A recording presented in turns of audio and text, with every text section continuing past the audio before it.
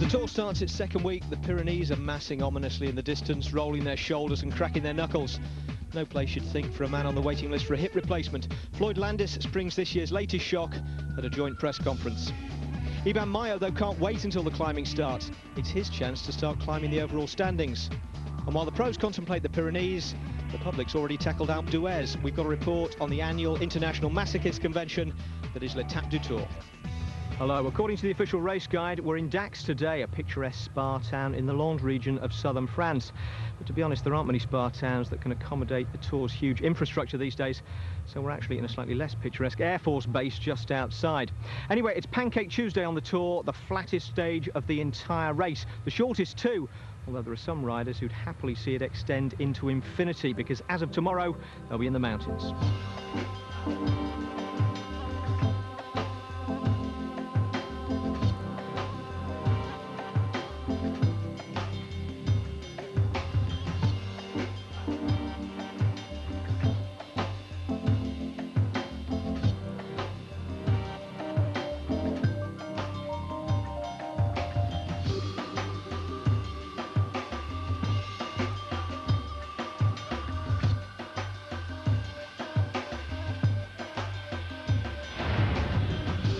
Now, here's a reminder of how things stand coming out of the rest day. The Ukrainian Sergei Honchar of T-Mobile leads the race a minute ahead of America's Floyd Landis and three of his own teammates.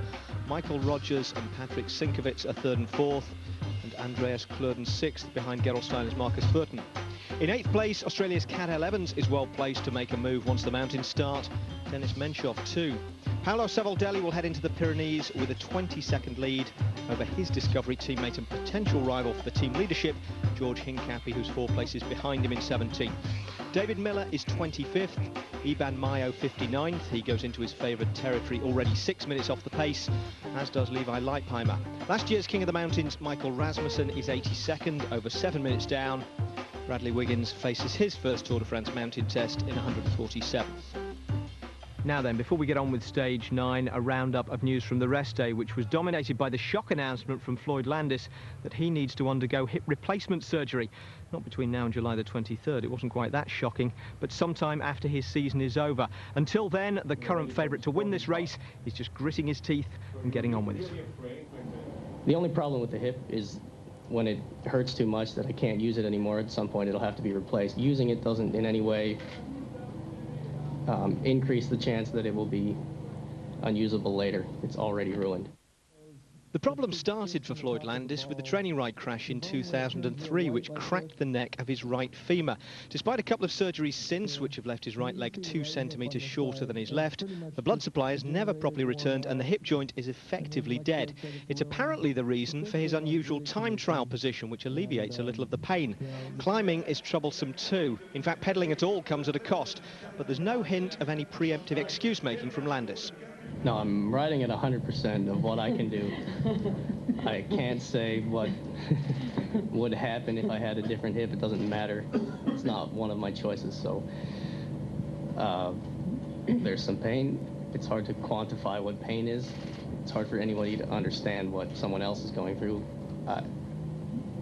I wish it wasn't there, but I don't think that in the middle of a race, when everybody's in pain, not from same condition obviously, but just from the race itself, I can't say that it has any effect on the way I race or when I decide I can't go anymore. Well, if all goes well with the surgery, 2007 will see Floyd Landis line up for the prologue start in London as the first man ever to ride the Tour with an artificial joint. In fact, the first world-class athlete in any event that I can think of. In the meantime, he has this Tour to try and win with the old one, starting with stage 9. Let's have a look at the profile. There it is, 169 kilometres, the shortest open road stage of the Tour, starting in Bordeaux, finishing in Dax, and cresting at a dizzying 78 metres above sea level in the evocatively named village of La Barbe. Well, it was suffocatingly hot here during the rest day yesterday, but not first thing this morning. Chris Boardman, how are the racing conditions looking? Well, it's certainly remained warm and overcast, which is taking the edge off that radiant heat. There is still a niggling crosswind, particularly close to the coast, and it's causing problems every time there's gaps in the trees. So the riders aren't quite getting the armchair ride they might have hoped for before the mountains. Having said that, I do believe this has got to be some of the best first half weather that we've seen in recent Tour de France's. Well, the early scenic highlight was the Great Dune of Pila, which as sand dunes go is pretty impressive. Over 100 metres high, and rather worryingly for the inhabitants of the coast of the Gironde, buried somewhere in the middle of it are a number of private houses as it moves inland at a steady pace. Moving more perceptibly than the sand dune, but not by much, was Levi Leipheimer riding at the back of the bunch and brooding possibly on the miserable time trial ride which has put him so far down the general classification. Nobody knows, though, because he hasn't been saying. Floyd Landis, though, was flexing his bad hip up at the front as befits a favourite, and probably relieved that his problem is out in the open. Now, as if the French haven't seen enough television pictures of leery Italians hanging the national flag out of their car since the World Cup final on Sunday night, Mario Cipollini turned up on the race, annoyed no doubt at Robbie McEwen getting all the attention. And talking of the World Cup final, Sylvain Calzati took the edge off his stage win the day before the rest day by admitting that despite being French, he was rooting for Italy, where his father's from. Although that's not, so far as we know, the reason he was back at the doctor's cart seeking medical attention. Well, the breakaway du jour contained two Frenchmen, Walter Benneteau of Bouygues Telecom and Stéphane Ogier of Cofidis, and a German, Christian Neys of the Milram team. Walter Benneteau took maximum points at the first two sprints, and as we join commentary, they're just approaching the third and final of the day. 3 riders clear, 4:22, 42.3 kilometres left to race. Just up the road here is the sprint at Saint-Girons, leaving us 41 kilometres to go. Now, is Walter Benneteau going to steal the money again? Well, I have a feeling this time he's got 2 in the bag so far. He might let somebody else cross the line and get themselves the advantage there. But the important thing is, Phil, not to sprint it out for these points, because they need to be friends for another 20 or 30 kilometres. And if they're not friends for the next 20 or 30 kilometres, then they will definitely get caught. They need to work together as a very good alliance. That's the only way to survive over the front end of the main field, because the gap is coming down pretty dramatically. Now, there's a man we need to remember the name of. That's Marcus Foten. He's the best young rider, having a bit of a laugh here with Fabian Wegmann. He was under 23 world time trial champion, best young rider in the Tour so far. I think he's a man for the future. Well, there's no doubt he's a man for the future, and he fought hard to get that jersey back in the time trial, in fact. Meanwhile, we switched up to the sprint, and it looks as though that Benneteau has taken that one out again. Now, I don't know quite why he's doing that, because there's not a lot to gain from that apart from the prize of the day. And with 3 riders clear, I would have thought they would have shared it. Just looking again, the result is Benneteau, Neys and Ogier at the line. Stéphane Ogier's heart rate, he's still beating very normally here. 167 against his maximum of 189. Well, I think 167 is starting to hurt a little bit, because he's getting up to around about 80% maximum, I would say. He's getting very close to that lactic acid threshold figure, and the lactic acid will start to build up in his legs once he reaches that threshold, and that'll make the legs become slightly heavy. Then all of a sudden the pain disappears when the lactic acid becomes too high, and you can't produce that energy anymore to keep the bike moving forward. Let's not forget, Robbie McEwen is still the leader of the points classification. 181 points for Robbie McEwen, ahead of Tom Boonen, 164. Thor Hushovd pretty much well out of it now with only 118 points. And my mate Eric Zabel, well, he's not even in the top 5. And the 18 won today by Walter Benneteau at those 3 sprints hasn't penetrated the leaderboard at all, which completely mystifies me as to why he didn't allow the other guys a little bit of help as well. So as we watch here the peloton now, the old jaws are set. This is a very, very serious chase right now as we continue towards the finish, because they're going to have to work pretty hard. 4:05 at the moment, 3 riders in the lead, 40 kilometres to go, and the perfect chase is now underway to bring this group back before we get onto the outskirts of Dax. Well, the face is now looking very concerned at the front end. Just caught a glimpse there of Cédric Vasseur, one of the riders at the front here, Bram Tankink for Team Quick-Step. He's putting out at the moment around about 230 watts for about 146 beats a minute. So he's actually working fairly well. This is a man who's still got an awful lot of gas in the tank. He's hardly under effort here. He's been working right at the front of the race, so he's very relaxed on the ride today. 4 minutes now, so we'll soon be dipping inside 4 minutes from the end. 4 minutes to go as they now try to bring it down and get this race shut down, I think. Just looking at the computer here now, we're inside that 40 kilometers to go, and the peloton absolutely flying here now. Motivated, that's what the men in the teams of the sprinters are this afternoon, motivated together to get this race back together before we come down to the finish line. They know that then it's up to their leaders to fight it out for individual glory at the end of the stage. Robin McEwen's got a man here, Oscar Freire has someone up here, Thor Hushoff has a couple of men in this group, and Tom Boonen's got 3 or 4 riders mixing it in as well there. Bernard Eisel has got a man here for FDJ. So obviously a lot of teams concerned with this 3-man breakaway. They've decided today that before we go into the mountains, the sprinters want to have it once again. A quick calculation on the computer, working out the average speed in the main field, and the average speed of the 3 men at the front end of this race projects that these 3 men are going to get caught with around about 8 kilometers to go. That is the theory. Will that be the case in practice? And that's why we're never sure in the sport of professional cycling, because so many different variables can get thrown into the game. So inside of 25 miles to go, 3 minutes and 52 seconds. It is still slowly but surely creeping down. Bonjour, je suis Walter Beneteau. Vous regardez le Tour de France sur ITV.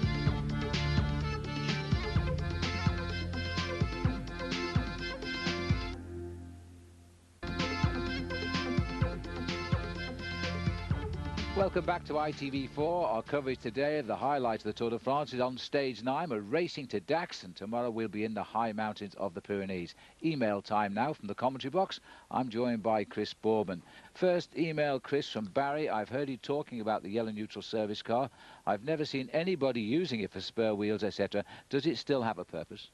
Well, it does, and it hasn't really come into play much in this race, but it will do very shortly, because once you get into the mountain, the race starts to split apart, and the team car can't cover all of the riders, and that's when the neutral service car really starts to work.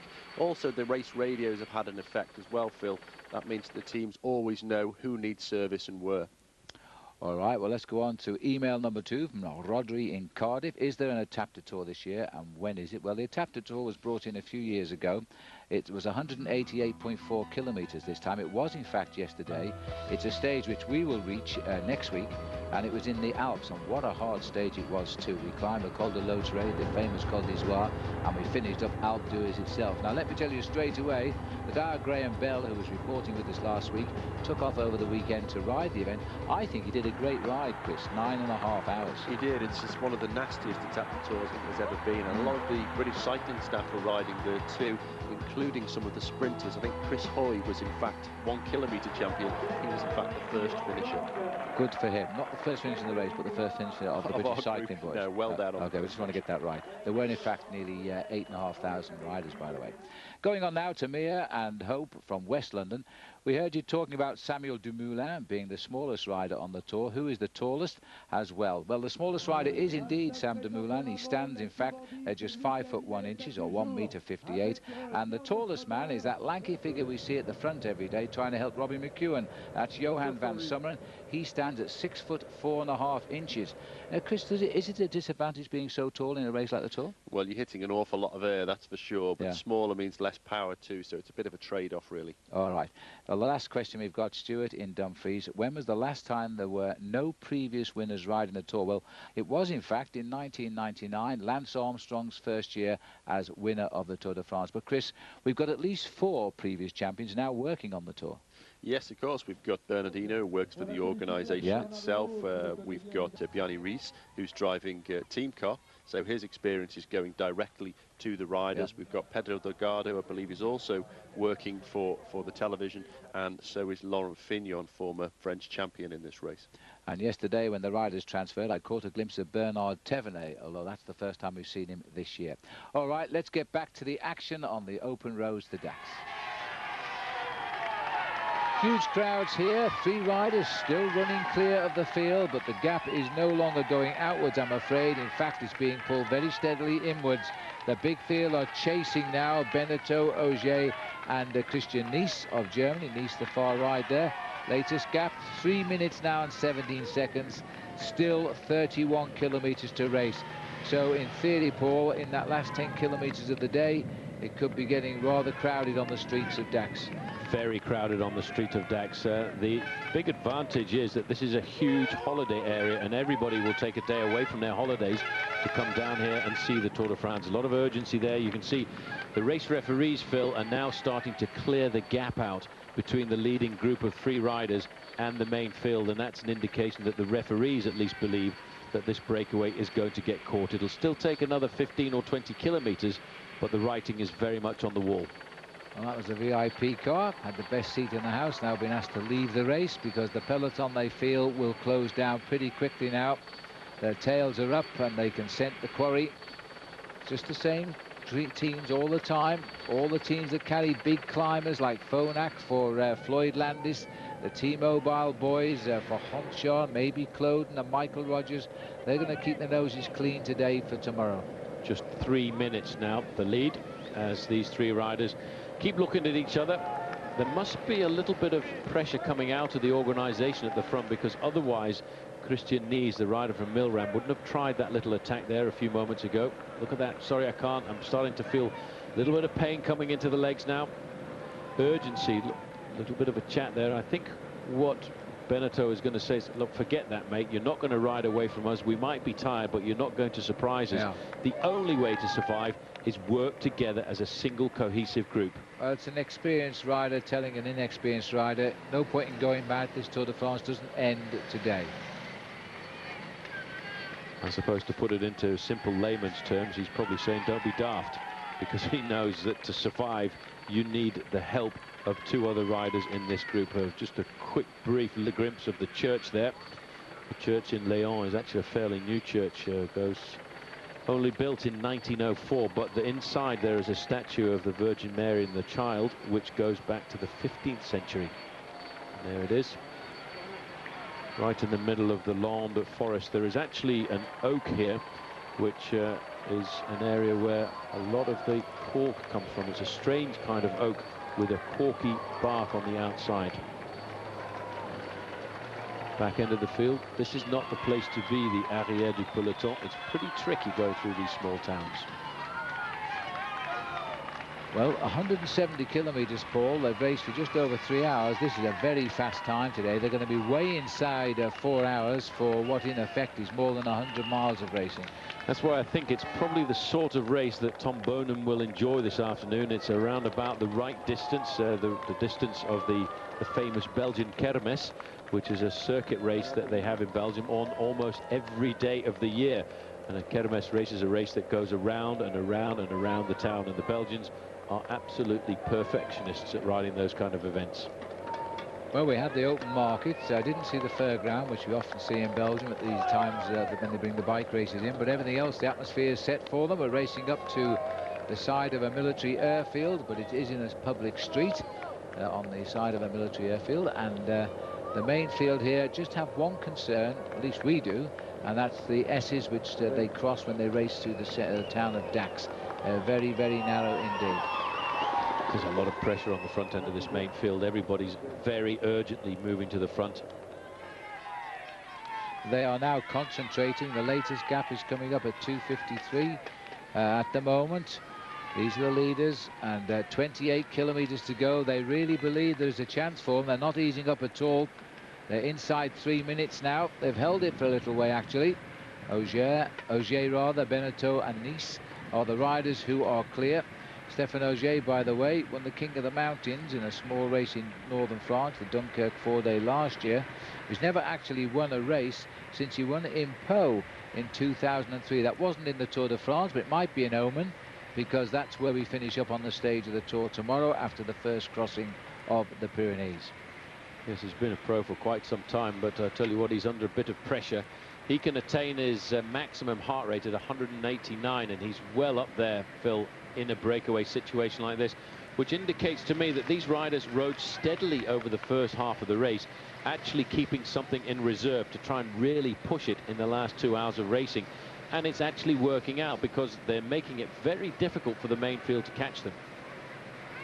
But they've just knocked another 10 seconds off, so they are coming now pretty quickly here, and with 27 kilometres to go, 2 3/4 minutes, the gap is slowly but surely coming down on those three riders. Hi, I'm Christian Knies, and you are watching the Tour de France on ITV.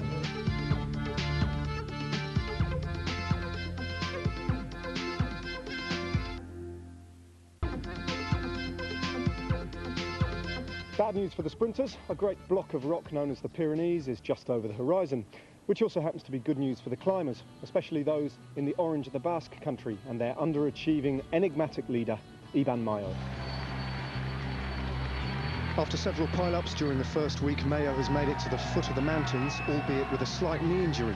If that's nothing serious, it'll be fascinating to see what sort of shape he's in.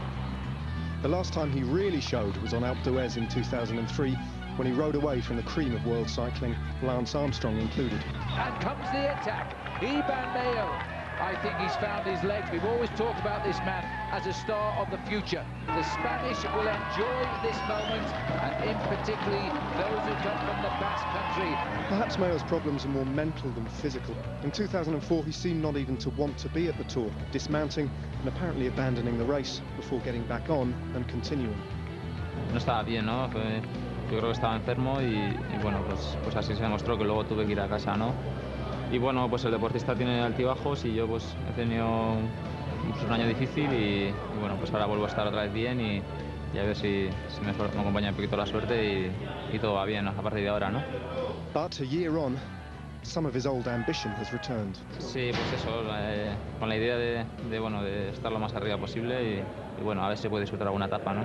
Bueno, en Alpe d'Huez tengo bonitos recuerdos, ¿no? Cualquiera quiere ganar y cualquiera estaría bien. Hombre, por ilusión, Alpes siempre se me da mejor que Pirineos, pero me gustaría en Pirineos estar adelante por la afición y por la gente que acude allí, ¿no? Pero bueno, cualquiera estaría bien, ¿no? La verdad que ganar es difícil y cualquier etapa sería bonito y haría mucha ilusión. Underneath 20 kilometres to go now for the three leaders. They've just gone under the banner. Stéphane Ogier, Walter Benetton, Christian Knies. But the gap at 20 kilometres, 2:09. That still estimates if everything stays equal, they will be caught in the last 5 or 6 kilometres of the ride today. And that'll be sad for them, but they're not going to give up without a fight. The average speed is very good in the front group. They're averaging about 51 kilometers an hour. The altitude is not much in this part of the world, 35 meters. 189 is the maximum heart rate of Stéphane Ogier, and he's right up there at 170, so they're really digging in deep. But in comparing this breakaway to the breakaway of the other day, Calzati at 25 kilometers to go had a similar advantage over the main field, about 2 to 2.5 minutes. The difference being, Phil, is the other day on the road into Lorient, the teams of the sprinters, I think, switched off because they just didn't have the gas in the tank. Today, there are 5 teams of the sprinters who are very decided to pull this breakaway back, and they're going to keep the pressure on right up until the final few kilometers. So that's why I think with Calzati winning the other day, today these 3 are actually going to get caught. Well, Calzati at this stage was actually pulling away from the peloton too, so he was taking a lot of strength from that. And he realized he'd probably broken the spirit. But these boys today, they've got their tails up again now. 2:04 and counting down. So I reckon that once they're inside 2 minutes, it's going to happen pretty quickly. It's coming down all of the time. There's the move now attack again. has gone again. Well, he did it once. He got told off by Walter Benetton, but now he's gone again. He sensed that they haven't got the legs. This is the new boy on the block from the Tour de France. He's only a youngster. Christian Knies, 25 years of age in March this year. And now, look, they're going after the 2 Frenchmen. Don't like being treated like this by a German on home soil. And it's left to Ogier, who's really pushing his heart rate to the limit now to try and latch up with Christian Knies. Knies is feeling he's got a better chance if he can rid himself of the 2 Frenchmen. Just look how those 2 Frenchmen are scrambling, trying to get his back wheel. He is not messing around with this move here. He's got about 2 or 3 bicycle lengths advantage. But what this is going to do, actually, Phil, it's going to take the momentum out of the breakaway. Up until this point, they were all working very well together, sharing the pacemaking, keeping the pace up high at around about 50, 51 kilometers an hour, as we saw. But once a rider starts to attack like this, it busts up the homogeneity of the race. Well, they're all back together again, that's for sure. That is a bad sight for the lone leaders, because up at the front there, just around the corner, are the leading group of 3. You can see the main field. There's a big lump of riders at the front, but then there's a huge, great long tail of a snake behind. That's an indication the pressure's on. They've moved out the yellow car, the neutral service car. That's an indication that the referees are now realizing that these 3 are about to get caught. 1 minute and 30 seconds at just outside of 15 kilometers to go to the finish. Benetton, you see the experienced rider. He's the oldest rider in the breakaway, the rider in second position there. That little hand signal for him was indicating to the other riders, keep riding, keep turning, keep sharing the pace. It's the only chance to survive. Bit of sadness at the back for Jimmy Engoulevent. Whatever that medical problem was that he had, he can't stick the pace of the main field. He will have to try and get to the finish now inside the time limit. He should be fine because with 15 kilometers to go, he shouldn't lose all that much time in the overall standings, and he should get in before the big nasty clock stops on the finish line. But in the leading group of 3, those 3 riders for a long time were friends. Now with that attack, the second attack by Nice, they're now friends and foes. Yes, well, Jimmy's obviously not riding very well. He must be sick. He's nearly down the tail of the classification, half an hour behind the Maillot Jaune, which is Sergei Gonchar. You may have wondered where he was today. Haven't seen hardly a shot of him. He's right in the centre of the pack, keeping his nose clean, avoiding any silly crashes. He knows he'll be called upon tomorrow to prove his worth in the Pyrenees. Doesn't want to know anything about today's stage. As long as he finishes in the pack, he gets the same time as everybody else, which means there'll be no change overall. And that's all he wants to do today. Minute 41, 14 kilometers to go through. This is Jimmy Engoulevent, and I'm afraid he's saying goodbye to the peloton today. Yep, it's goodbye for now, but is it going to be goodbye when we go into the mountains tomorrow? Because it's not good to be sick on a mountain stage. These are all the team cars behind. They're all stacked up in the same order as they stand in the overall classification. But actually at the Tour de France, there are 2 different convoys. There's a convoy of spare vehicles around about a minute behind that convoy, and they can be pulled up at any time by Race Radio to replace the cars that might move forward to go behind the breakaway. Well, Jimmy might be finding his spare car behind him pretty soon, just taking a few stresses out. Sebastian Lang has been riding well in the time trials. He's cruising today, giving out 240 watts of power, so he's just on an average day as he sits in the pack. These are the workers here at the front of the race again. Still touch and go this if they pull them back. 13.5 kilometers to go, less now, nearly 13. A minute 33 the gap. It's going to be very, very good. There's the yellow jersey, Paul. We've seen him at last. We've seen him at last. I saw him early on riding at the back. Oh, there's a crash at the back. You mustn't well, ride how at the on earth back. does this happen? Simon Gerrans is down there just getting back on his bike. And again, another little tumble. It just happened so quickly at the back of the race. That's Samuel Plouec from the Agri-Tibel team. Take a look at this. It is always at the back of the pack when the crashes happen. You see that one of the riders going down from Euskaltel on the right-hand side. Gerrans there in the blue and white jersey. He'll be waiting for the race to go into the mountains, and this looks like Fabian Wegmann. It looks like Fabian Wegmann, yeah. The problem with Wegmann, I think, Phil, is he's probably waiting for a spare bike because his bike must have been broken. David Lopez Garcia. He's the man in the far side on the orange jersey. David Lopez Garcia is the rider nearest, furthest on camera. Although Fabian Wegmann is just calmly standing there waiting for a bike. Could be losing a bit of time here if that peloton continues to race on. Again, a straight road, lack of attention. There was a rider from Lamprey involved here as well. The Lamprey team were up there helping their man get up into the action. That is Daniel Ricci, who's gone down, having the mechanic alongside. Those riders probably will not see the main field again because a crash at 12 kilometers ago. It's very difficult to nail back 30 or 40 seconds because here we're going full bore at the front end of the main field. Starting to get a little bit of panic because they're still only just on the time schedule for the favorite recipe. 11 kilometers to go, a minute and 15 seconds. It's going to be right down to the final couple of kilometers. This could be in sight of the finishing line today if they don't hesitate. They might even stay away yet. There's still a chance for that breakaway. They've lost a few at the back of the field. Well, probably bad luck for them, but good luck for Jimmy Engoulevent because he's going to find a few riders to go home with now. Hi, my name is Fabian Wegmann and you're watching the Tour de France of ITV.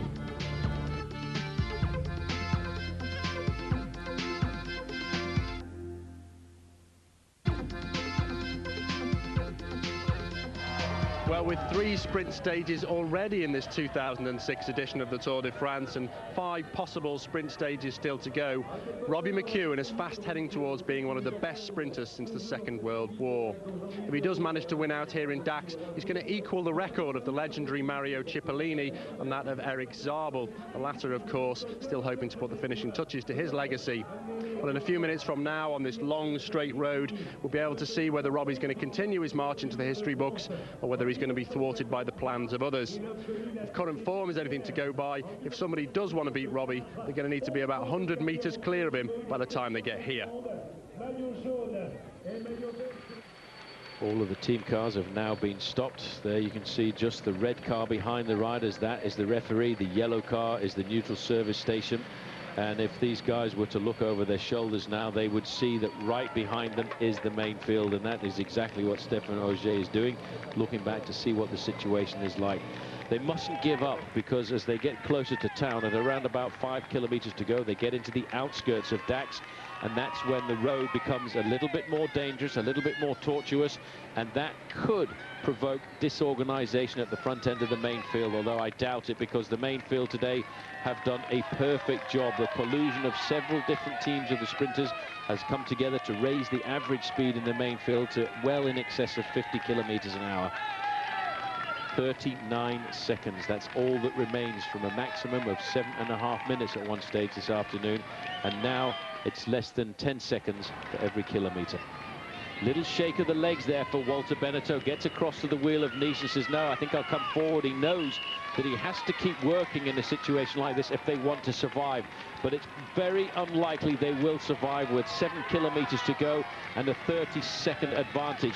At speeds like this, that corresponds to 500 meters. Well, slightly downhill here, but nothing too helpful as they race in towards Saint-Paul-les-Dax, and then we'll make a right turn and head down towards Dax itself. The helicopter's pulling back here, which means you can get them all in the frame, I think. Watch the bottom picture, there they come. That roundabout taken on the wrong side for here in France. As they go round to the left of the roundabout, everybody breathe in. There's always a few go the wrong way, you see. Now that is a rather long way around that roundabout on the wrong side. Extra 50 meters, and you see how much time and space they lost from being right at the front end of the main field. They come into the group halfway down. Another move by Nice. Had to be another attack, and it's Christian Nice desperate here. He was the man that started this with a lone breakaway from the 8-kilometer point. Only Ogier and Benetton caught him, and they've been together more or less. This is his third attack now to try and break away. Well, you see what provoked his attack there. He saw the motorbike with the cameraman on the back then. He thought, that's a good chance to get a slight bit of a slipstream. I might catch these guys out and get sucked away a fraction. But it really put pressure onto Stéphane Ogier, because that acceleration went up to 60 kilometers an hour. And he's now right up at the end of his heart rate monitor, because at the 189 maximum, he is tickling 180 beats a minute. So Walter Benetton's the most experienced guy. Says, right, you guys are hurting now, take a bit of this. This is how you do it when you've ridden seven Tours de France. So far, you've finished 6 of them. But they're all marking, so they've really got to get on with this. This is no way to stay away from the bunch. 27 seconds. Just recently, I saw down the road, they are still out of sight. And while they're out of sight, they've got a chance. Here come Lampre now for their sprinter, Bernati. But the problem with starting to attack each other like that, although you see a burst of speed at 60 kilometers an hour, when you stop, when you catch each other, then it drops down to 40. So it actually brings the average speed right back down. And for these riders, that is now going to be a fatal mistake, because look at the time gap being reflected. It's already down to 22 seconds. Benetton shaking his arm, turning his arm round like that. He says, come on, keep working. But I have to tell those 3 guys, sorry, it's all over. Well, it may not be yet. To be around 3 kilometers to catch, as we thought about 30 kilometers ago. That's the way it looks like it's going to work out. So Christian Nice now left to the front, flick of the left arm, which indicates come on through and do some of the pacemaking. Meanwhile, Salvatore Camesso now drives for the Lampre team. Magnus Backstedt is in here as well, as they all drive on now. Oh, it's not Magnus just behind, it's the teammate. But there's another attack by Benetton, and Nice is after him. Ogier, 10 beats off his maximum, decides to go a little bit later. Well, this looks like France against Germany, if you ask me. Walter Benetton, very experienced, trying to prolong the energy here. He was in a situation like this a few days ago. But Nice, with a little bit of anger, closes down that gap. And if they look back now, Phil, around about 100 metres behind, they'll see the main field like a big mass spread out across the road. This time it really is all over. 4 kilometres to go to the finish now. Here's the 3 leaders, and 5 seconds later comes the whole field in the Tour de France. This is going to be possibly the best sprint we've seen so far, and we've seen some great sprints. They will not give up, but the field behind just keep constantly on the rivet and bringing them back. Well, there was a slight attempt there by Stéphane Ogier, but it wasn't great. There was not much firepower, and in the middle, Walter Benetton was going to have a go. But I think it's all over. Laughing, but they wouldn't move it. Goodbye, thank you, well done, and leave it up to the sprinters now. The race has regrouped at 3.5 kilometres to go here. All together at 3.5 kilometres, looking to the right. Even Floyd Landis has brought his Phonak boys up, but still leaky gas, thinking of Luca Paolini. Has got themselves back onto the front to drive the group through. We'll have to try and watch out for the arrival of the sprinters now. We are into the streets of Dax, and it gets pretty narrow as we cross the town. Well, they need to straighten it out, stretch it out into a big long line, and I wonder if for Liquigas here this afternoon, having Mario Cipollini in the team car, they'll have that added little bit of motivation for Luca Paolini. These are the nasty little bends coming into the outskirts of town. This is where you need to be in the top 10, 15 places. Team Phonak looked like Robbie Hunter pulling off there, thinking, oh, I can't stay this close to the front without being close to my man Floyd Landis. Team CSC have got a number of riders up here to the front. Now, wouldn't that be a surprise if Giovanni Lombardi spoiled everybody's party? Well, CSC need a result. They've had a disappointing tour with the loss of Ivan Basso to start with, the crash of Bobby Julich in the time trial, the injury to Stuart O'Grady, the non-firing apparently of Jens Voigt. They could do with a result right now. These are the turns and twists in the town. The crowd are enjoying the spectacle, but that's why the pressure is on. If the pressure's on, the boys at the front pull this race out into a long, thin line, and therefore keep themselves out of trouble. Well, I've always said a sprint at 60 kilometres an hour is a lot safer than one at 50 kilometres an hour. Looks like Jimmy Casper's right up there in 4th or 5th position. So Team Cofidis have got the team orders right today. Go for the break. If the break doesn't work, let's try and get the sprint sorted out for Jimmy Casper. There you can just every now and again see the white shirt, the white elbow on the shoulders of Tom Boonen. He's right up there. He's got a teammate in front of him. I would think that will be Matteo Tossato. He'll be the man to try and lead it out for him. But queuing up, everybody is looking for the wheel, of course, of Tom Boonen here this afternoon. And, of course, where is the Scarlet Pimpernel? Is he still under Harry Potter's cloak? I think he might be. At 2 kilometres to go now, around yet another roundabout.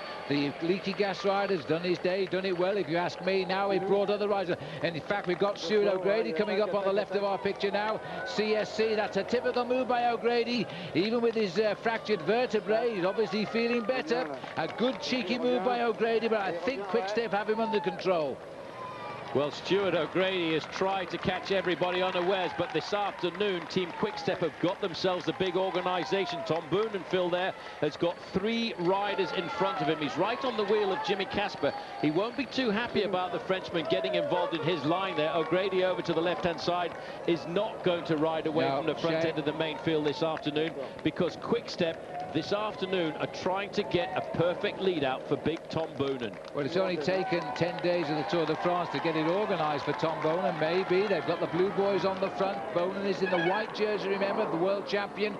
You can see him tucked in, and also we've got a Cofidis rider, Casper, just in front of him. Leaky Gas taking Paolini over to the left of our picture. Torhushoff is in the darker green jersey trying to get it. Eric Zabel is mixing it too, and I've just seen McEwen dead centre of your picture. He's not in a great position right now, but he always delays his sprint until the last possible moment here now. The lead out starts for Hushoff on the left, but Zabel's got in the train there now, and still no launch of Tom Boonen in the white jersey. Hushoff is the second wheel here as Hushoff strides now. Can he come through? And Boonen's going to launch down the middle. He goes on the far left of our picture, and on the far side and still boxed in, I think, is McEwen. Can't get out. He's all over the place and can't get out as Boonen now comes on the left, and he's got a long one here. Tom Boonen taking on Eric Zabel. Then comes Oscar Freire, and now comes Robbie McEwen. Where does he find the strength from?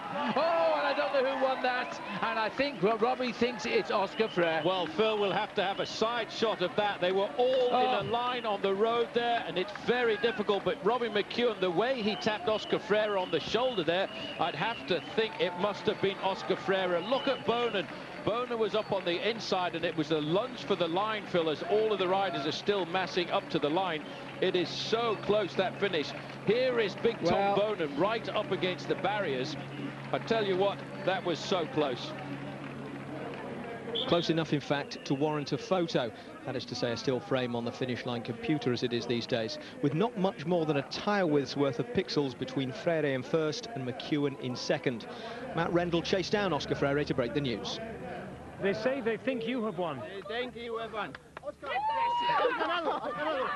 No lo sé, yo no estoy muy seguro porque en el último golpe de riñón McEwen le ha hecho y yo no lo he hecho y no lo sé si habré ganado todavía.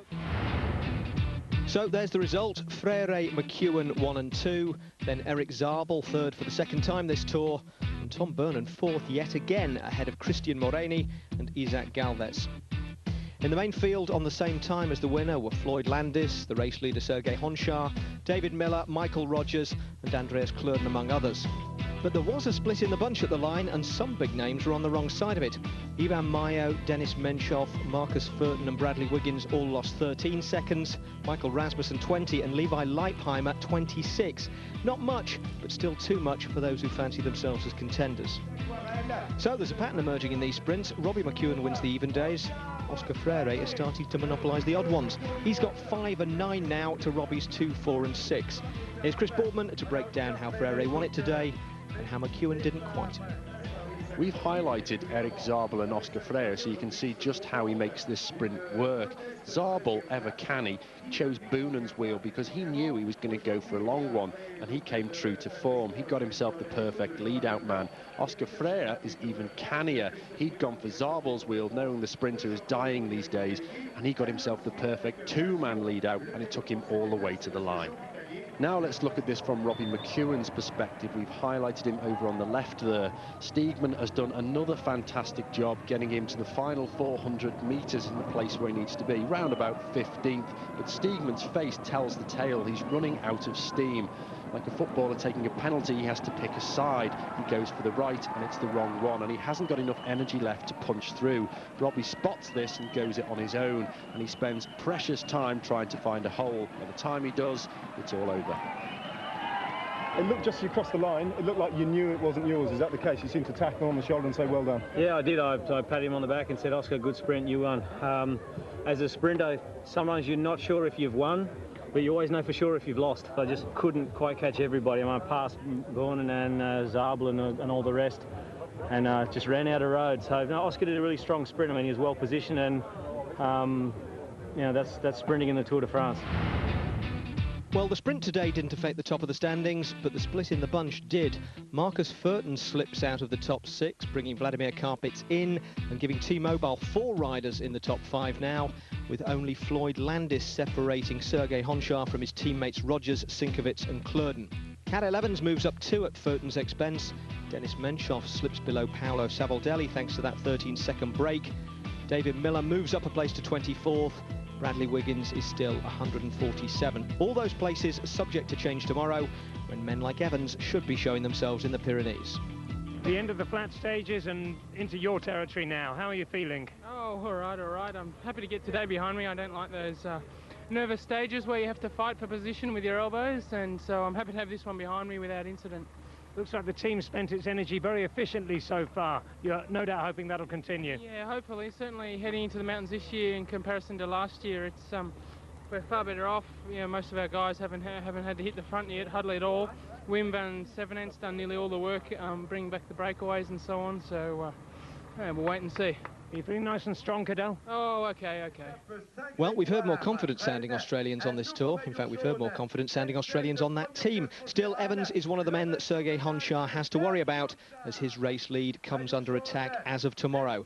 Most of the rest are on his own team. Well, it hasn't been much more than a modelling shoot so far in the yellow jersey for Sergei Honchar, rolling along in the bunch and enjoying being the race leader. It'll be a different matter tomorrow when the race hits the Pyrenees. We'll show you stage 10 in just a second, but first, this week's competition. To enter, just answer this question. Where will the Tour de France start next year? Is it A, Paris, B, Rome, or C, London?